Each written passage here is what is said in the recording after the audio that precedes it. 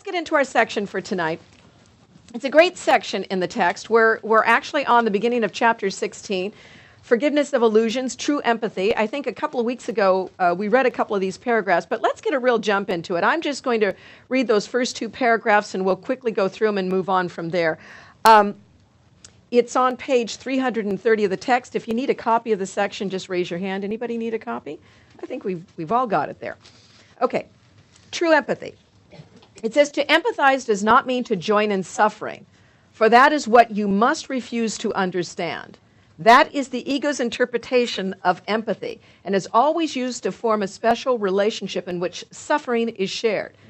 The capacity to empathize is very useful to the Holy Spirit, provided that you let him use it in his way. His way is very different. He does not understand suffering and would have you teach it is not understandable. When he relates through you, he does not relate through your ego to another ego.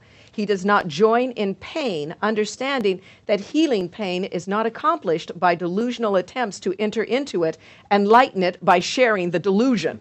Which is kind of what Mark was saying. It's like getting everybody to carry my bags for me, you know, by getting everybody to kind of join in on my suffering. Oh, I agree. That is a terrible experience you had with the cable connector guy. I've had those terrible experiences too. Thereby carry my valise, you know, and so now you're picking up on this judgment that we like to join into. You know, we think that when we empathize with people, well, the concept of empathy is that we've experienced something like this so we can join in people's suffering. We've all gone through difficult times with the telephones. Maybe you got a cell phone now.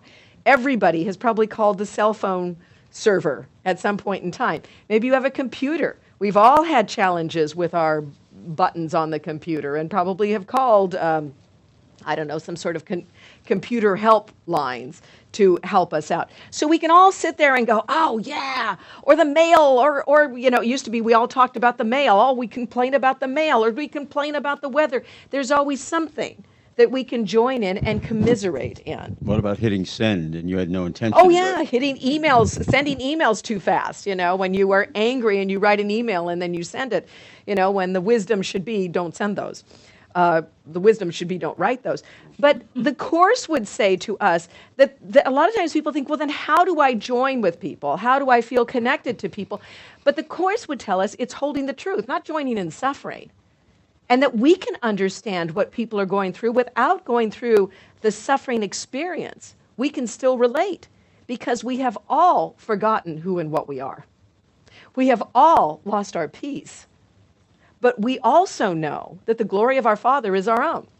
We know that that is true. We have been there. We know that truth, and that's how we can join with another in helping to raise them up. You know, in the prayer ministry here at the center that we have, one of my favorite quotes that we use a lot in our prayer ministry writings is the thought in the Course that says, when you pray for another, it does not mean that you mediate between them and God. It means that you stand beside them and help to raise them up to God. So it is not that we try to figure out how are we going to solve your problems, how I can make this better for you, how we can change the form of the world so it's acceptable for your prayer need. The idea of praying for another is to stand beside them and to remember the truth for them when they cannot.